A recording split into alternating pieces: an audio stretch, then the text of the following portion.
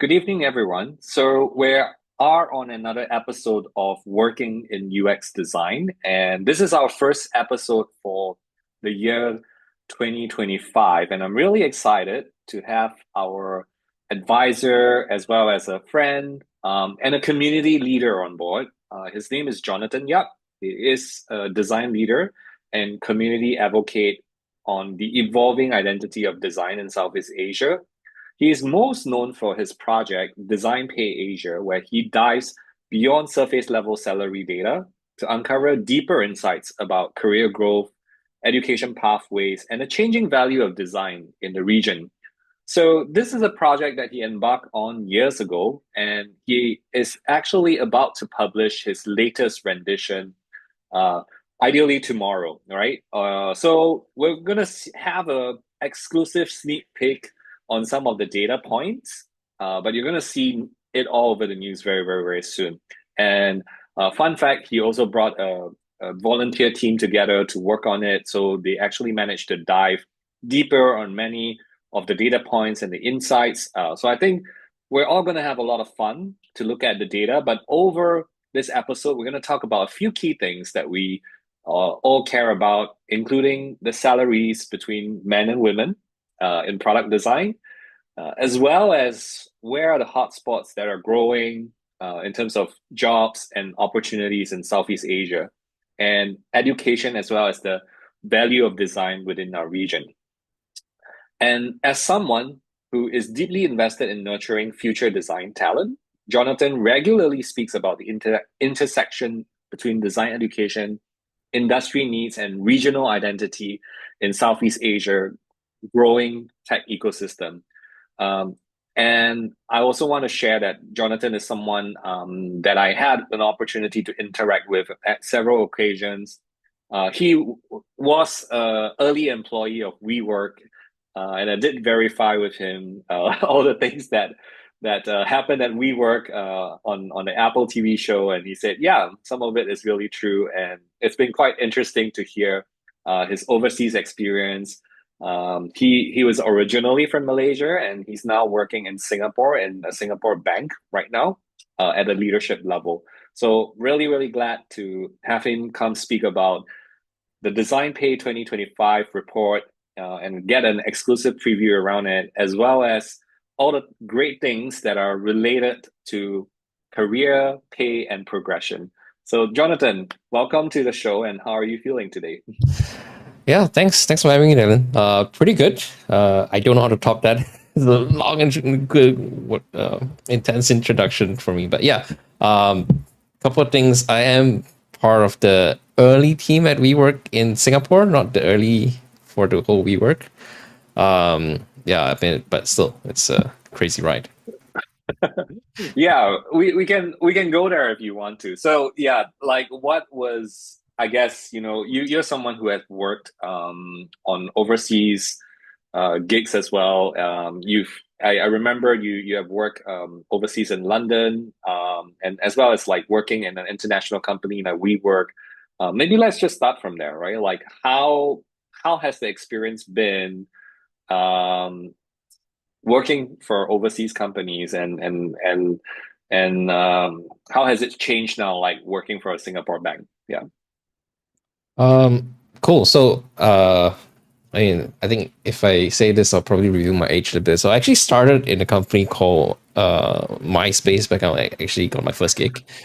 So if you know MySpace, then yeah, it kind of reveals my age a little bit. But this is post Facebook era, so it's a bit different.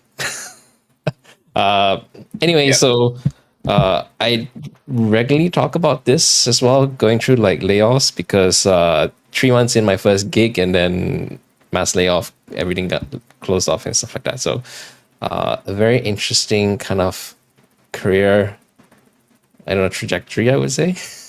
So So yeah, I think the differences between as I kind of go along the way, I think every junction of my career, I went through like startups, went through agencies, and then like big companies, small companies. All of them teach me like very different things. mm, I think the big difference between the overseas when I was back, this was back in London, back in like 2010, 11. It was kind of it was a part of the early stage of the digital transformation. Everyone's going digital websites and stuff like that. Um, Even like UX is not a big thing that back then, right? And Yeah. I've got a gig then that says like UX. Oh, what is this thing? And I mean, I had the luxury of learning from an information architect back then as well, just to understand the differences. But I think after coming back in like to Singapore, it was a little bit interesting, like going back in time a little bit. But it's also like looking forward, you kind of have that preview. Oh yeah, these are some of the things that we dealt with before, and we're seeing this here again. So it's kind of interesting. Yeah. I really love that you mentioned you have the benefit of foresight after coming after your overseas gigs and assignment. And that's really fantastic because I know you're also working in a bank today and you're trying to transform the bank. We won't go into details about what you do at your work because I know it's highly confidential. But we are actually going to spend quite a fair bit of time talking about this passion project of yours, and it's called Design Pay. And just remind me how this is what year that this project is on. So I think originally this started 2020, so it just slightly after the whole COVID and everything lockdown and everything go haywire. So it's 2025, so it's like coming to fifth year in.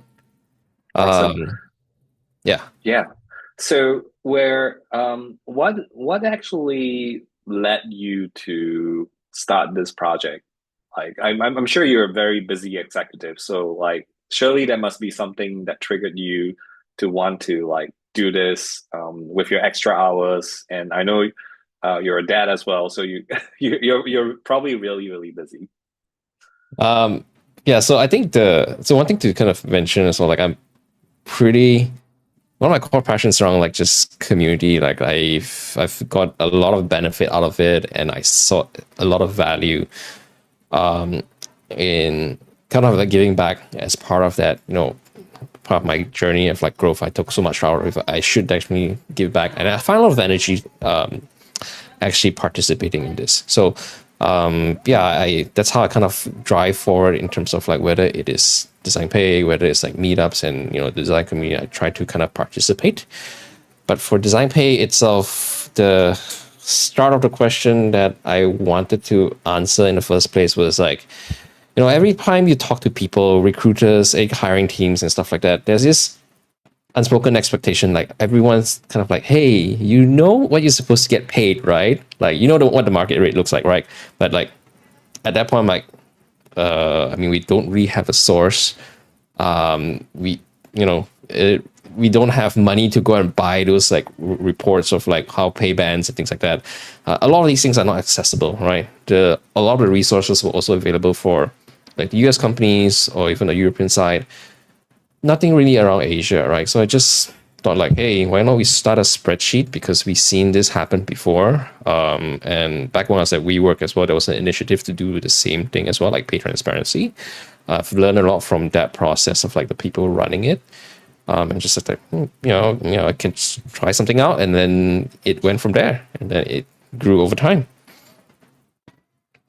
Excellent. I really love that. And I think this is the fifth year that you're doing this project. There are a lot of more data points versus other years.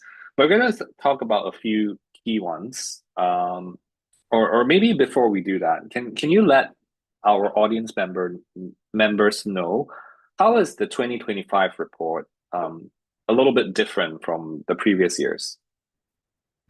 Okay. So 2020, well, it's 2024 because it's technically the 24 Oh, surveys. corrections. Yes, the Yeah. 2024 data. Yeah. So Yes. the 2023 was the first year that we actually start to put all of these into a report. So that was our first run of it. We tried to learn a lot from that. I think this year we're basically 2024 we're basically trying to build from what we have learned, and then start to really dive a little bit slightly deeper. Because I think there's a straightforward part where it's like, oh, how much getting paid, demographics, all those stuff. Previously, we had information about just like general sentiments. We made it optional. The whole survey is all fully anonymous anyway, right? Like we try to make sure it's all protected information. And then what we try to evolve now is some of the more thematic stuff. So I think, as you mentioned earlier, we have a bunch of volunteer team members who come together from different regions. And we kind of talked a lot at length in terms of like what are the things that we care about as a design community. What are the topics that comes to mind? So we start to include some of these questions into our survey and part of the sentiment, just to kind of get a sense check of where everyone is and at that moment. So big topics on the year is around like layoffs. Everyone's talking about that, so we had that question as part of it.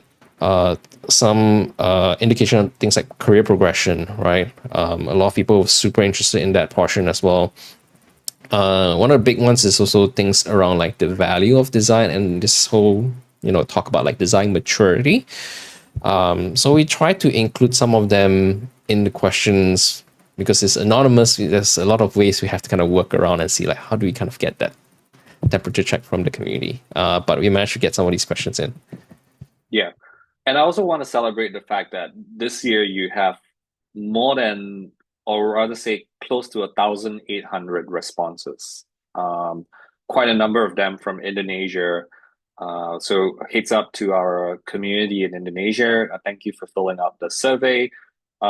Is this how many times more is this versus like the previous year? So good question, right? The previous years was I think like 343, if I remember correctly. So it's about like 6 times less, maybe like Yes, go five to times yeah, less. five. Yeah, This 5x. Yeah, so you got yeah, 5x response. Again, like it's that's largely amazing. down to the community. We had some good partners in Indonesia, especially Yeah, this year. So the at least the quality of Indonesia now we get a better fidelity of information, and we can just dive a little bit deeper into some of those things. awesome.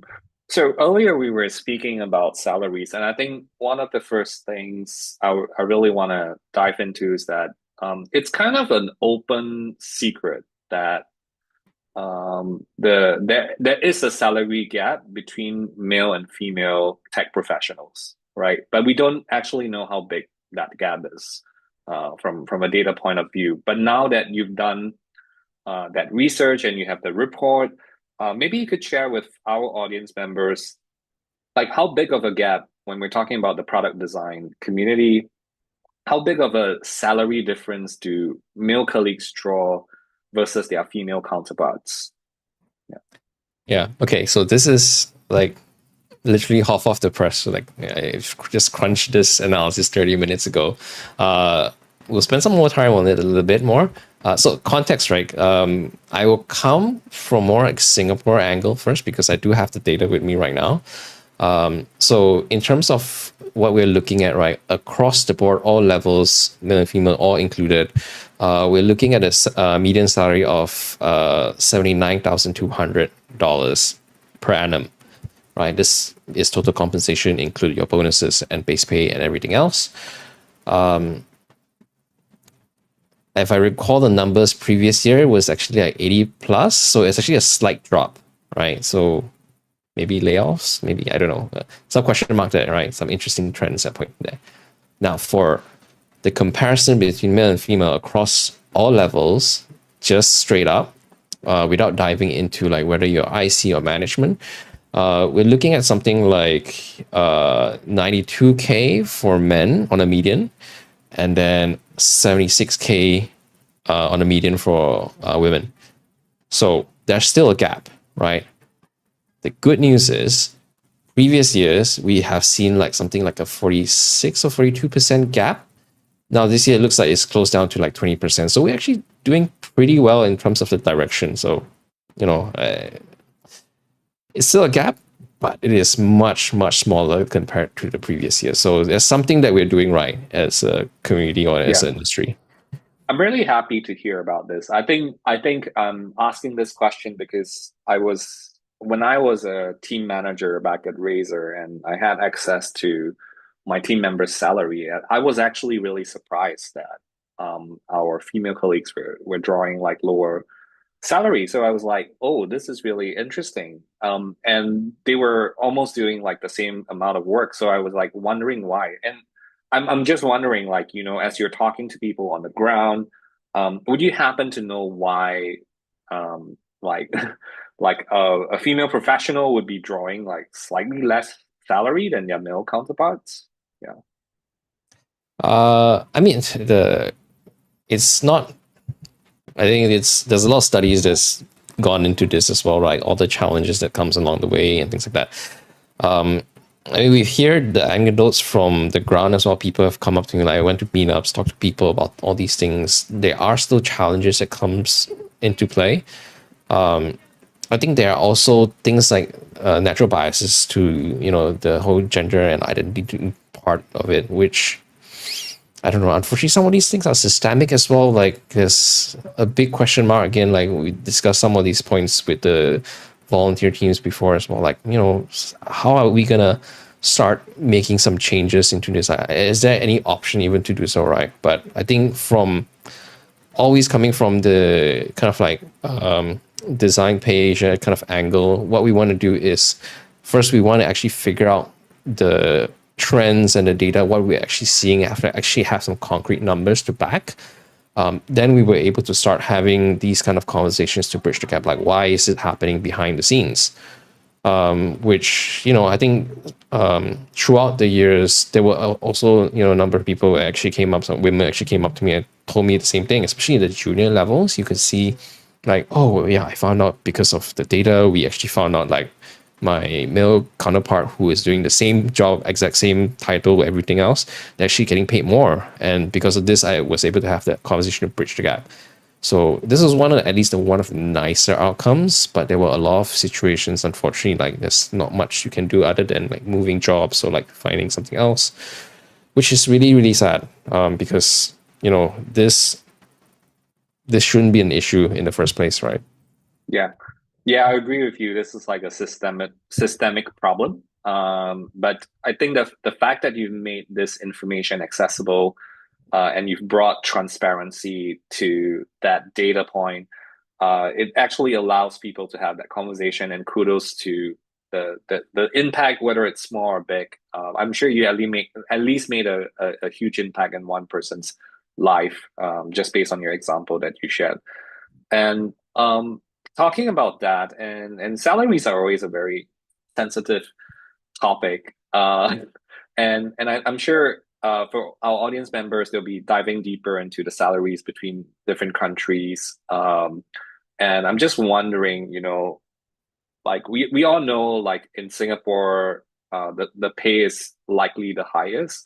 But I'm just wondering, are there any emerging hotspots in Southeast Asia? Like, are you seeing like more hires or more kind of like growth or activity in other countries in Southeast Asia? Yeah. Yeah. Uh, Before I kind of dive into it, I'm kind of curious, like any hints from what you're seeing? I was also curious to hear your take as well, right? Like any hotspots that are coming up for you. Yeah. Well, I mean, we operate a business in Malaysia and Singapore. So with the tech layoffs happening, what we're observing is that a lot of the jobs that were originally meant for Singapore are actually being regionalized, right? So meaning this is also a combination of factors, not entirely because of the pay, but also some companies are choosing to move remote. Some companies are choosing to give up their offices, so it doesn't make sense for them to just be in Singapore.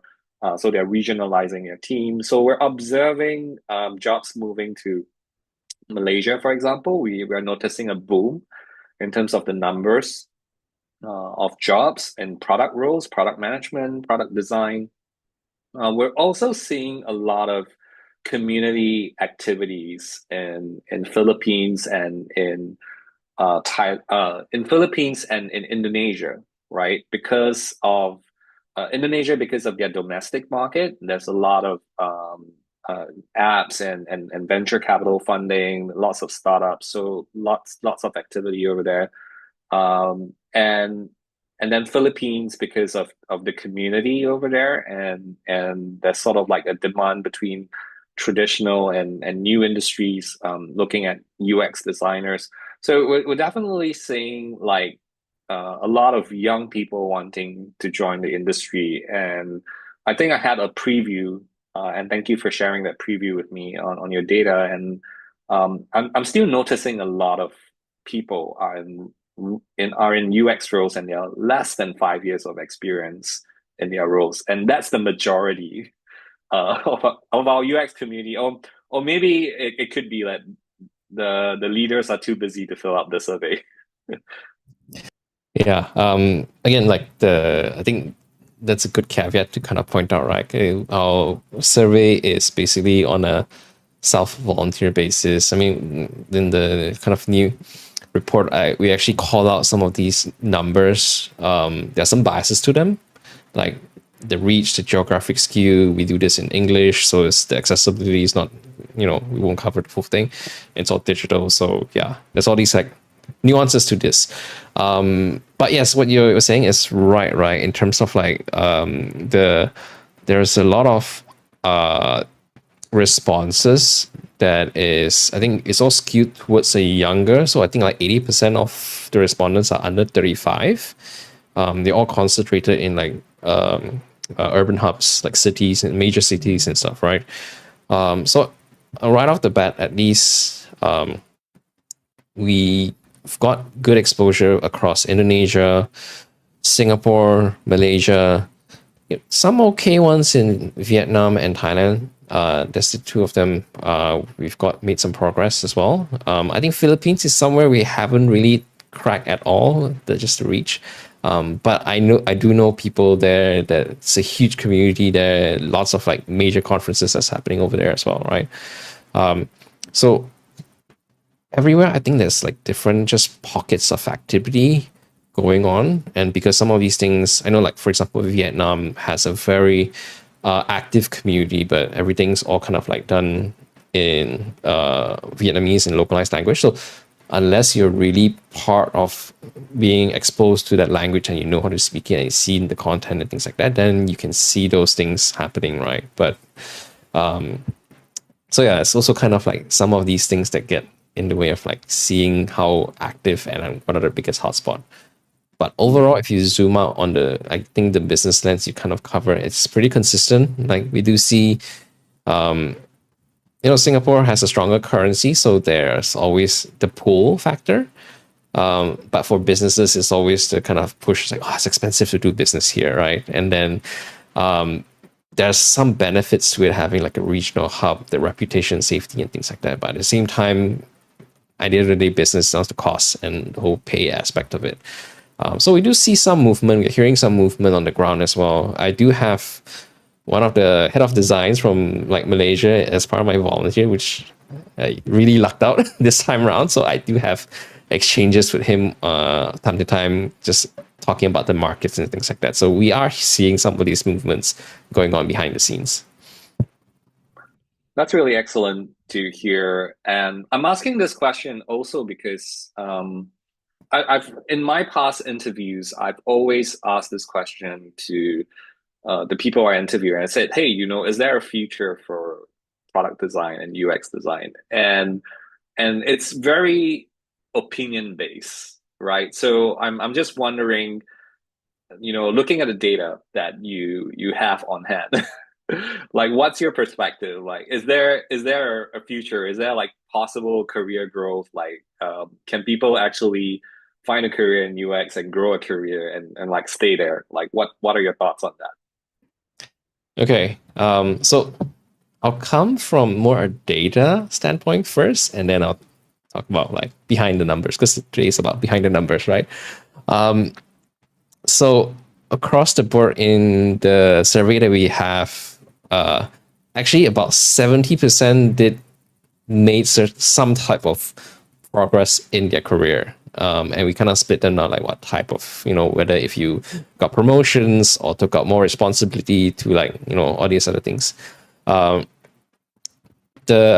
Everyone's been making like a huge numbers making progress, but not everyone's getting paid for it, which is an interesting factor. Like I think 46%, something like 46% of it actually don't get any pay increase. So it's like, oof, yeah, it's kind of like a tough nut to swallow.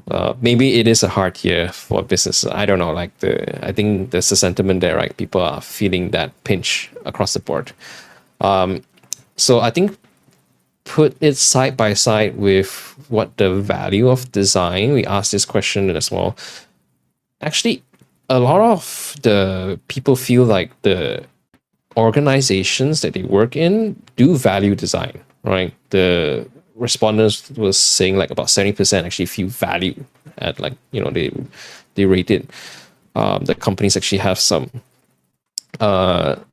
prioritize making decisions based on user needs. But it's kind of like it's not, I think they know the value of it, but they might not know how the best way to do it. So a lot of actually designers or the responses have come back and say like, I have to do extra work to make some sort of education to make sure my job is done efficiently, right? I think it's also about close to 70% of it say the same thing. So the value is there. People do see it. I think organizations do see it as extra work. I think going behind it, whether it's rewarded for the progression, again, like question mark. Now, I think like when it comes to whether if there's a future for design, I will at least talk about it how I frame design, right? And I'm curious to hear your definition as well, how you frame design. This is always an interesting one. So at least how I look at design is basically what we're basically trying to do is we're looking at possibilities of the future, right? Design is all centered around change. We want to make certain type of change because we want to, do something new, build a new feature, an app, launch something, improve something, all those things, or remove something completely, right? It's built on change. Now the job of it is just going through and navigating all the possibilities so we can get to that possible future. And I think designers in the place as well equipped with the hard skills to do so. We can actually put in, prototypes, we can put in decks, we can put in like research just to illustrate that. And it's a very nice skill to have, to be able to kind of like paint that possible future and navigate. And then we get onto the nitty gritty stuff much later on. So with any kind of possibilities with future, with dealing with people, and with as long as people are around, I feel like our jobs will still be there. I'm confident like AI won't take over because they're not like the critical aspect of it. Maybe not yet. I don't know. Yeah. So if you ask me, I'm more kind of like positive in terms of like, yeah, as long as I know how to deal with people, they're not gonna be, we're gonna be still around. We're still gonna have jobs. Yeah. Well, thank you for your assurance. And I think that's also another data point that supports it. I think recently the World Economic Forum released a report on like what are some of the future jobs. And surprisingly, UX design was mentioned as one of the top few jobs that are emerging. And let me just kind of like grab that data, Wow. So Future of Jobs Report 2025, World Economic Forum, fastest growing and declining jobs by 2030. And UI UX designers are at number 8. Number 1 is big data specialists. Number 2 is fintech engineers. I think it's kind of, and number 3 is AI and machine learning specialists. It's kind of like expected given the AI boom that's happening right now. Yeah. So, like digging deeper, I mean, I agree with your definition on design and how it's about change, how it's about like bringing a future vision into reality. And there is so many use cases and applications. Having run a school teaching UX design, I've seen my students explore careers anywhere from product management to service design to UX design, as well as more innovation, CX, consulting roles as well. So I definitely see there's always a need for it. But I think in terms of career progression, you've built, I would say, probably more than a 14-year career in UX, and you were pretty early. I was just curious, like from the data, what you saw. And earlier we mentioned that it seems like a lot of the people who are filling up the survey, or at least quite a number of people in the community, are still less than 5 years into this business, right, or into this discipline. Um, what are your thoughts around that, right? Like, do you feel like there may be enough opportunities for like upward progression? Or what are your thoughts kind of like looking back at your own career trajectory? All right. I think all right. I think the what we're seeing, just reflecting on my past kind of like progression as well.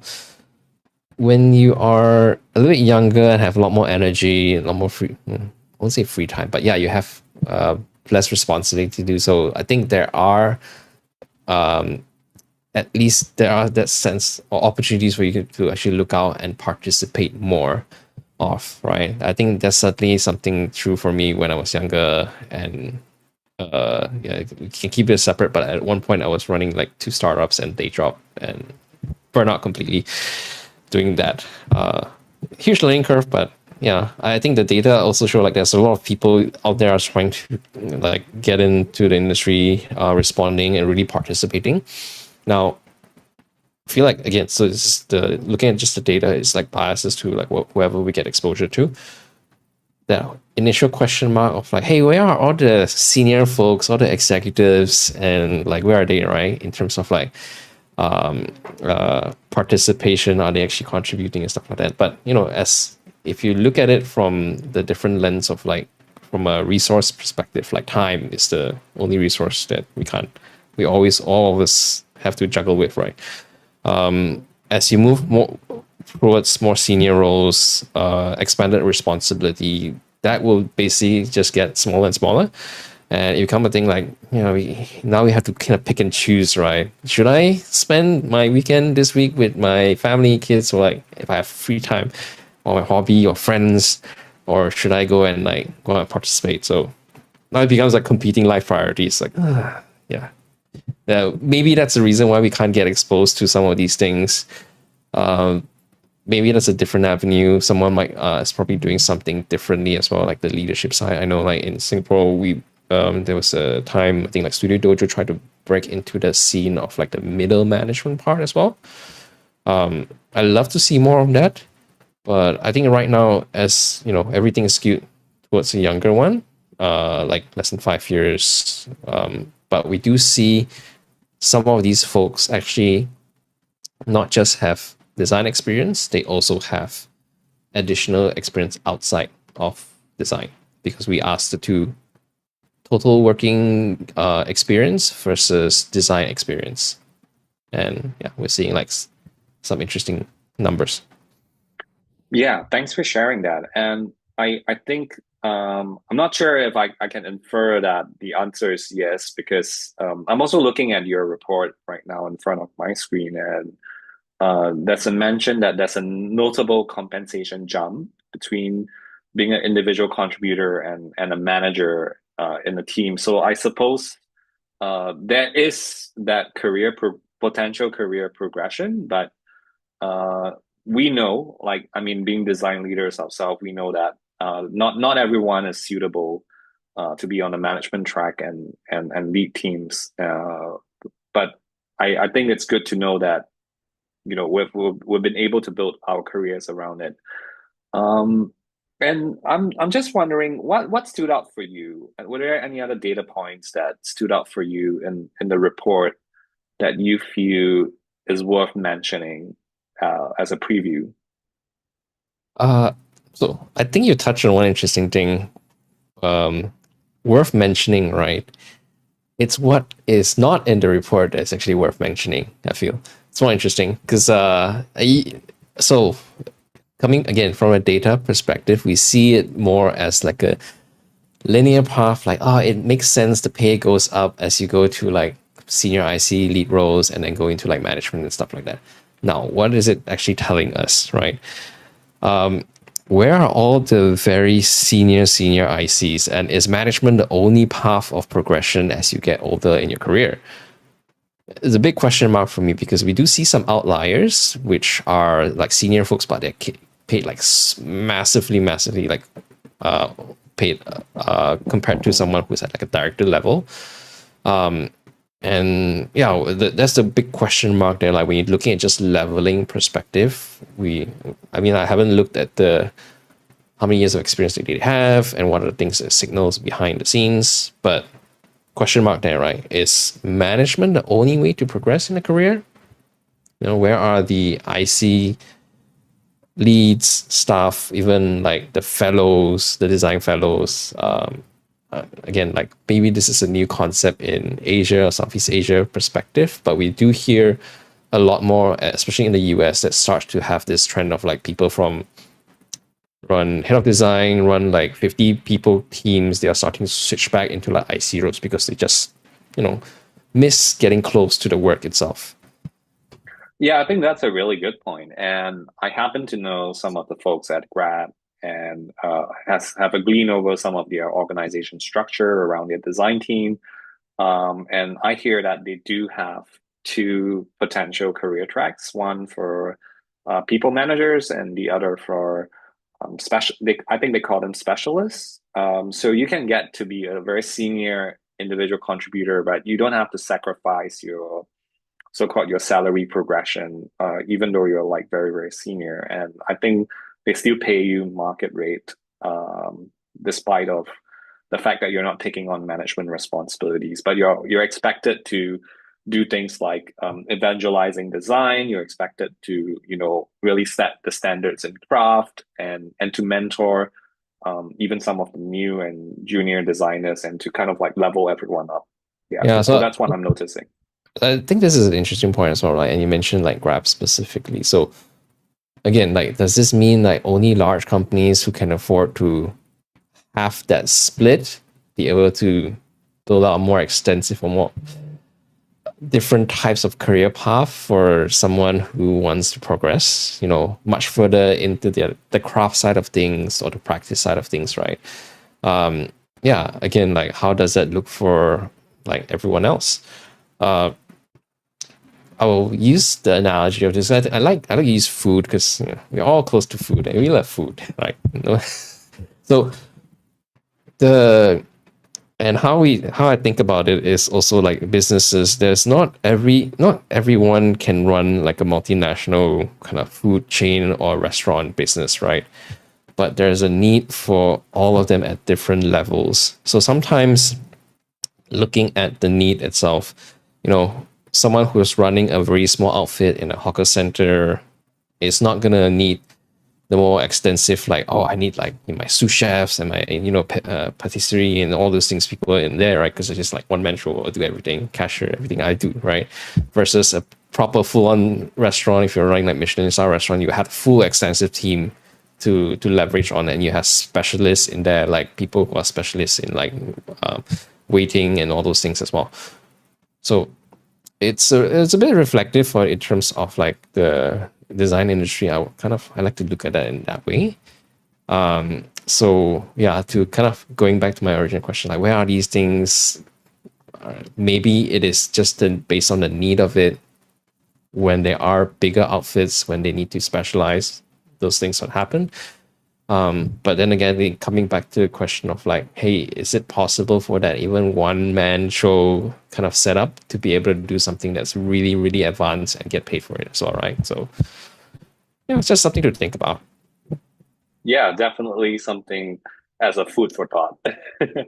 So, yeah, I think I've also sought another data point that I want to really zoom into and home into, and that's something around education. That's around like skills and where do people acquire all the skills. I think from the report you mentioned that quite a number of the people who fill out the report, quite a number of them have like formal design education, combined with some self-taught skills. So it looks like even in this day and age, even with the competition, it sounds like it's still possible to break into the industry by being self-taught. Is that the conclusion that you will draw? Uh, okay. I will call out previous year's report as well because this was one of the biggest thing that stumped us for the longest time. Because previous year we asked similar type of question, but we did not kind of like spell it out in terms of like the informal path. So we did have what we actually look at the what we actually got from the data was like we have a bunch of people who are hey they're like highly kind of like educated design degrees or whichever specialization came out, and then we saw this bunch of people who had like no design education, right? No formal design education, and the numbers for the non-design education were actually higher. I was like, wait, that does not make sense at all, right? Like, what the data is actually telling me is like, oh, people who have spent years and years studying this coming out and they're actually getting paid less. What's going on? So it turns out, right, the when we start to expand it a little bit, it the people who actually got who earn more, they are not necessarily uh, uneducated, right? It's just that they don't have a design education per se. But when you look at the qualifications that they mention, what's your highest form of kind of like education that you attain, they were all, undergrads, they were like master degree holders and things like that. So they all actually like 80% of them were highly, highly educated, which is like, that hypothesis came out. I was like, hey, actually, you know what? It means these people are not designers before. It means they're switchers. They come from somewhere else, which kind of land a little bit closer to where we were. Like, maybe this is a interesting hypothesis that we can go with. So this year we actually try to spell it out a little bit more in terms of like when we talk about informal. Are you actually self-taught? You have informal courses. You go on YouTube and like go those like crash courses and things like that, right? Yeah, just to get a little bit more, make sense of it, all the things that's going on. Yeah, and truth be told, like I think it's interesting because we're starting to see like the different types of combination of education to getting in. So overall, I think depend. Okay, so I want to caveat this as well because it depends on which market you talk to. The things might change, but in Singapore, at least from a general sentiment, education like design education, like formal education, is not a clear barrier of entry to getting a job. We do see things like boot camps, this online certifications, things like informal courses or self-taught. Like all of them stay around like the 30% mark. So yeah, these people are learning stuff and they can actually practice that. And now the difference is when you go into some other markets like Indonesia, which I spent some time last year talking to the folks on the ground as well. Formal education is still a requirement to getting a job, which was very interesting to me. Like, oh, like you have to get something to get there. It's like some of the managers did say, like, yeah, this is something that the industry practice and we just follow it. So I'm Well, thank still, you for yeah, I would still love to dive deeper into that, but yeah, that's the yeah. answer I got so far. Thank you for that context. I mean, well, this shows a couple of things as I'm inferring from what you said as well. This shows that our industry and our sector attracts highly educated people, right? So the sector pays well enough that someone who has a bachelor's degree or a master degree would want to come in, want to find a good job in the industry and be part of the industry. But also that I can also infer that we are open enough as a community and open enough as an industry to accept people who don't have formal design education and value people who don't have a formal design education and respect them as equal contributors to our team, and that they are able to value add to our teams.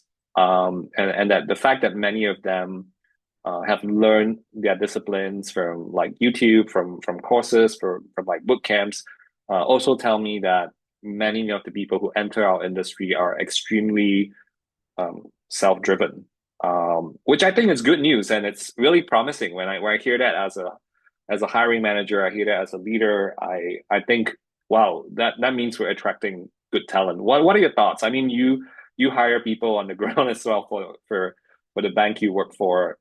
Yeah, do you agree, disagree? Yeah. Yeah, so not just for this company, like previous works experience as well. So I will say it up front first, like being accessible does not mean that everyone can do the job.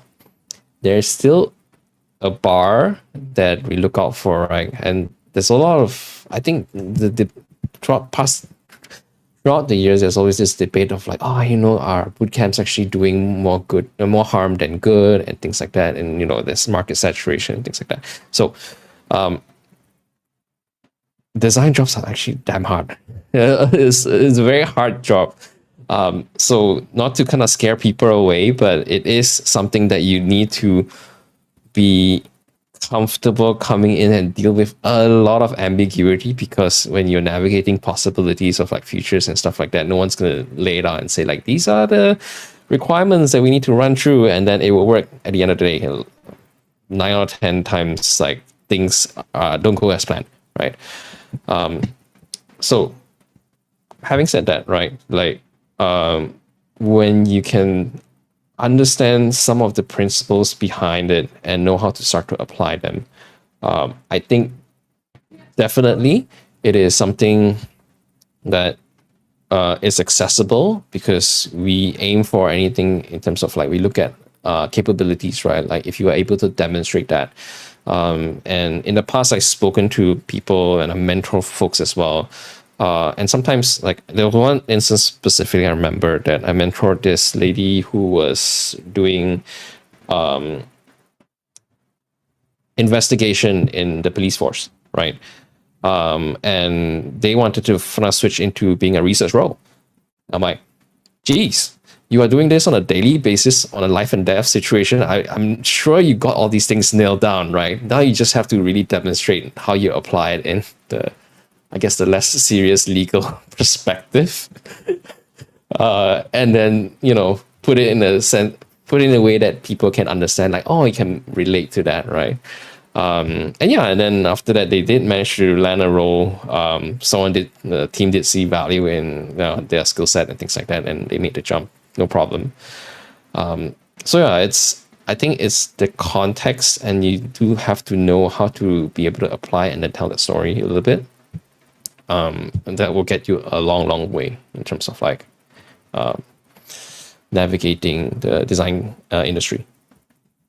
Yeah, I think I agree with that. And it's also something we've thought a lot running so-called a boot camp ourselves, that we try to prepare our students as much as possible on differentiating themselves through like the story and the narrative that they tell, not just about themselves and their career, but also about the projects that they embark on. And we're seeing that as a, sort of like a way to differentiate, right? If they can get an interview these days, and I know that's also extremely tough from a numbers perspective. And we are also noting there are other kind of like skills that they have to develop, whether it's like learning to work hybrid with or remote with like international colleagues or international clients, or with like just having just generally better facilitation or collaboration skills to get the project going. And you are 100% right. It's a really tough job, especially if you are in a large organization and you have all the skills that maybe you usually don't develop in design school. I remember back in design school, like they didn't teach us all these things, and it was just like really like just bashing my head in like different jobs to acquire the skills. Yeah, which I think is a good segue to talk about. What do you think are some of the skills that designers would need to acquire moving forward to grow their careers and progress in their careers. Yeah. Yeah, okay. This is an interesting one. Quick fire. What is your top of the list? I always say we built our curriculum around three things: technical skills, critical thinking, and communication and collaboration skills. Okay, Yeah. cool. Yeah, I mean it is showing. Like I think we have some of your alumni actually helping us out in the past. Actually, the past 2 years, right, in the reports. So, it shows. Okay, I do think so. In terms of what is available, right? I don't think we have a shortage of information out there to for someone to kind of pick up on and learn, right? And I think I posted this to you early on, like, how does that look like? And the thing with doing this podcast anyway is part of it as a knowledge publishing, expand, sharing knowledge freely as well, right? There's so much out there for people to kind of like pick up on and learn. So I do think hard skills are not necessarily a thing to be concerned of. I think that is just part of the requirement to getting into a role because the design is still something that requires hard skills at the end of the day, right? Whether you're doing content or you're more traditional on the graphic side or visual UX service, all of these all require some sort of hard skills, right? Those things, I don't think there's a shortage of places that they can kind of like teach you and help guide you through them. I think one thing that I would say like index very highly on is the soft skill aspect of it, which is unfortunate because some people are more, if you tend towards more introvert energy. Actually, I tend towards more introvert energy. I just bring out my extrovert when I need to. I learned to do that over time because of job, because of context and situation. Learning to read between the lines, and I was just recalling this was one of the best things that I learned in the UK because the British are people who are very cynical. They don't tell you what they think of. You have to. This was one of my first kind of like lesson from our creative directors. Like it was telling me that you have to learn to read between the lines. Sometimes they're not always going to tell you the truth. You learn how to read between the lines. So kind of slowly pick that up through either learning it by practice and or the hard way. I think that is something that is super super important, like all the soft skill part, learning to kind of read situations, learning to start to also trust what are all your kind of sensors are firing, what are they actually picking up on, and start to connect all the dots and stuff, right? And be able to verbalize it. And I think there was one thing that I've watched recently. They were talking about intelligence in football players, right? This thing around like football intelligence, the player intelligence. Having hard skills, being able to like do dribbles and things like that is great, but when you play in a team setting in a format like that, you will have to be able to communicate tactically, like what you're trying to do, either how you play the ball, to clue in certain things of like formation and adjustments and things like that. Those are part of intelligence, and it's part of communication as well. Same thing for any kind of design role. It's all about communication. At the end of the day, we're dealing with people. The output can be, it happens in a system, website somewhere else, your media, your channels, and things like that. But we still would work with people. And we have to learn how to navigate all your systems around the people aspect of things. So if that's the one thing that I would tell people, like, yeah, that's something that you definitely, it's a life skill to have. You learn that. I don't think even in design, you can actually use that across different types of work and throughout your life. Well, thank you for sharing, and I'm smiling throughout your conversation. In case those of you who are just listening the audio, and I'm smiling because I think there's just so much to it, right? Like it's not such an easy thing to acquire. Not to say that design is easy to learn. That's well, having spent 3 years in design school myself, there are quite a lot of nuances and details that it's really hard to explain to someone who's going through a program for like 3 or 4 months. But at the end of the day, like these skills that you mentioned, that you term soft skills, are like skills that you have to practice or you have to be coached or mentored upon. And I'm just wondering how how how do you develop, like as a design leader yourself, like how do you develop these types of skills with your team members or with your colleagues? Just very curious on that. Yeah, I think it's a lot of practice, and you do need to learn how to communicate. This is a good chance to bring in like WeWork. So like the when you're communicating. So again, I mentioned throughout my careers, I learned like different things at different organizations. At Visa, I learned this thing that talks about like my managers at that point taught me this thing, decks that travel, which is communicating through documentation and work, so you can actually say stuff when you're not there. Then when we work, we do a lot more remote, and we have to talk to New York, like Tel Aviv, or San Francisco. Being able to communicate and work openly, a very different thing, a different nature, and work at different time zones, and still be able to communicate what you're trying to say, and get prioritization, all those things, right? At the same time, like what I've kind of learned throughout the community as well is also that aspect of like building a relationship is like actually so important.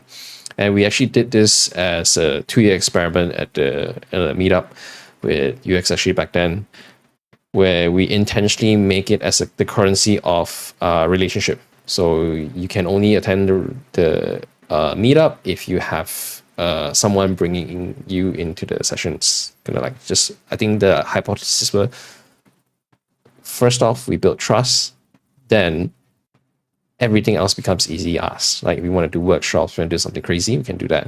And it turns out it's true. Like the data actually shows us, again, going back to data, the typical meetups, event community sessions, you see like 50% drop off rate. Yes. But we consistently hit about like 80, close to 90% attendance for all of our meetup within the 2 years. It demonstrates a lot to us like, oh yeah, that actually, having the currency of that relationship, building trust, then you can do a lot of hard things. And through that practice itself with building relationship, you're forced to actually know how to communicate. Small talk's not just a small talk, it's a place where we start, get to know each other. Yeah. And I just want to bring an additional context to the data point you mentioned, because I happen to run a few community events for myself, for ourselves, and in the past, and it's usually very natural for like 50% of the people not show up for a free event. So the Yeah, fact that especially you it's free. mentioned, Yeah. yeah, especially for a free event. So the fact that you mentioned that 90% of people do show up shows that there's a high engagement rate, and people do show up because maybe their friends are also going. So it really does make a difference. And it's been 14 years. I'll say 15 years for you, right? Looking at our design community grow. I'm very curious about your observations, looking at the community, looking at like the events. I mean, for everyone's info, UXSG is no longer active, So I'm really curious about like how you see in the community like evolve and grow, and what's the state of it right now. Yeah. Yeah. So I think from a community angle, we so I t- some backstory again behind the scenes. 2019 was the last year we've run like USSG. In 2020 in February we actually did a closing for it, and I hosted a barbecue and we brought folks together with the team. It was great because a couple of days later, COVID, all the lockdowns start happening. I was like, oh wow, what a timely session! So it was a nice closure to it. But I do recall some of the conversations that happened in there where we talk about community itself, right? Like what is the role that we play and the purpose and things like that. So I think there's the context, the whole, I mean, the summary of it is basically if there's a need for certain things, someone will actually fill it.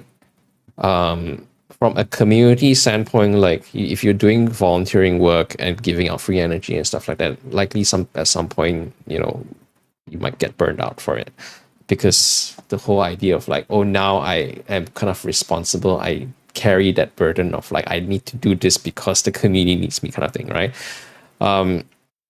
Yeah, but that was kind of like a different realization in short time. We just learned that, yeah, actually, you know what? If there's a need, someone will come and feel it. And even though UXSG is not around anymore, then for Singapore context specifically, right, other communities that will actually come and fill in the gap. And true enough, we've seen that happening, right? With, I know, Friends of Figma coming in, but this is with True Figma, but Singapore product design is here. Design SG on Telegram also grew over time on COVID as well, on the online community. So there are more and more coming up, right? In content design, there's also one coming up. All the women in tech and things like that is also kind of starting to pick up as well again. So I think it still serves a purpose. There's still definitely a lot of things that people do at work. They can't find that either the kind of like learning or the kind of exposure or kind of like experience or hear stories about it. I think that's where the avenue of like people come out and seek community for it. Well, whether it's more transactional, like looking for a job, or people just want to build that relationship. But the needs filled, and I am kind of confident and happy that good people always come and fill that up.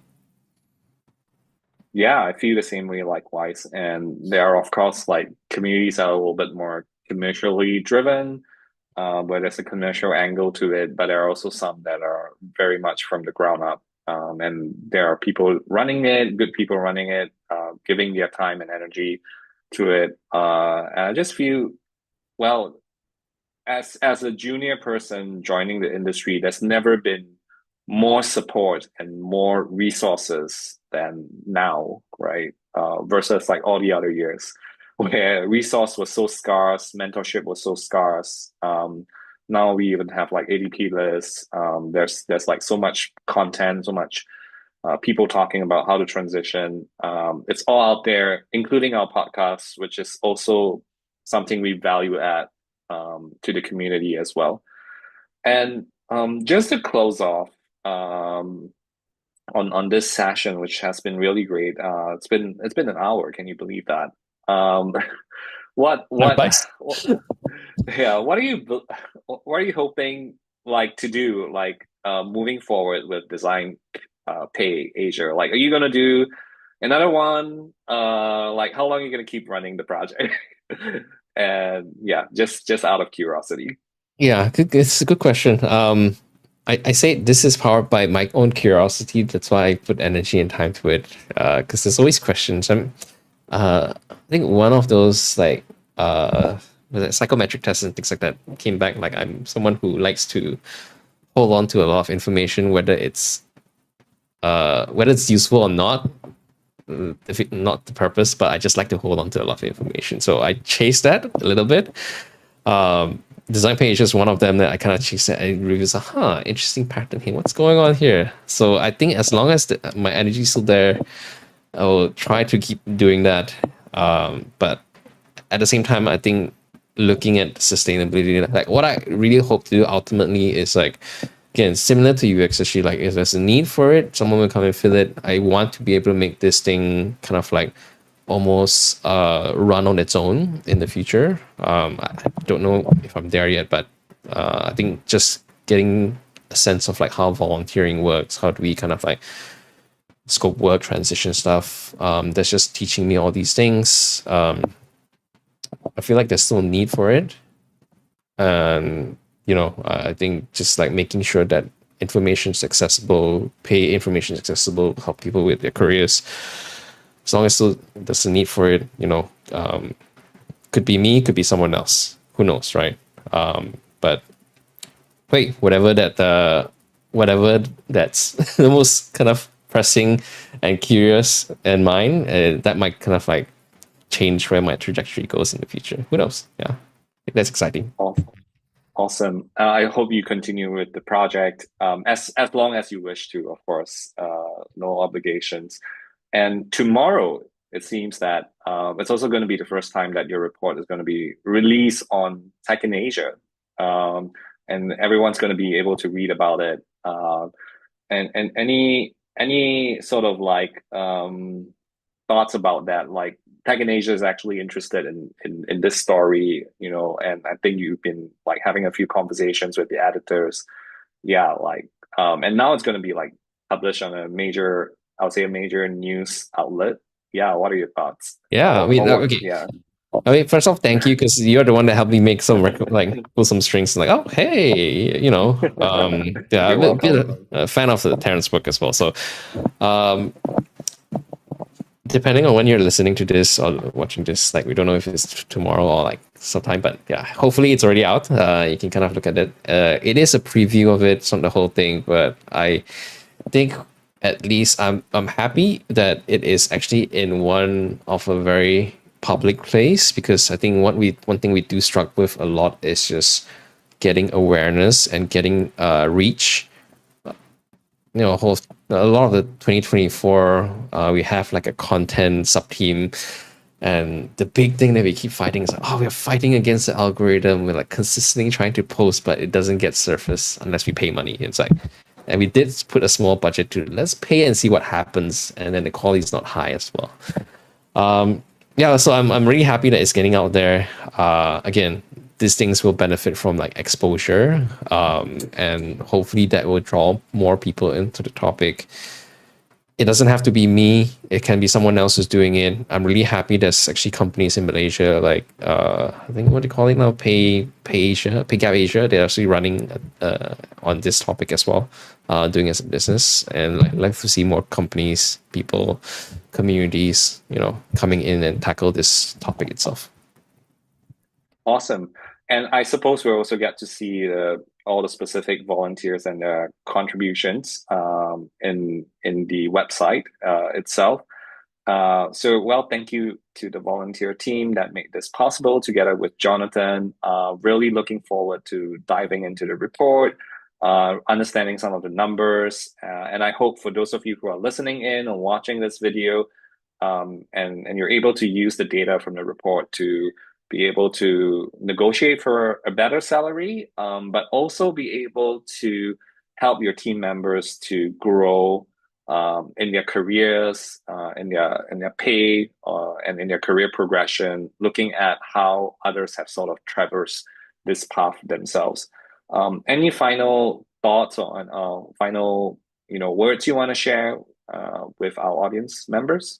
Yeah, since you talk about negotiation, always negotiate, because the outcome is once the data we publish the report, the data backs it. Like whatever you do, just negotiate. You will get a positive. Most people get a positive outcome from that.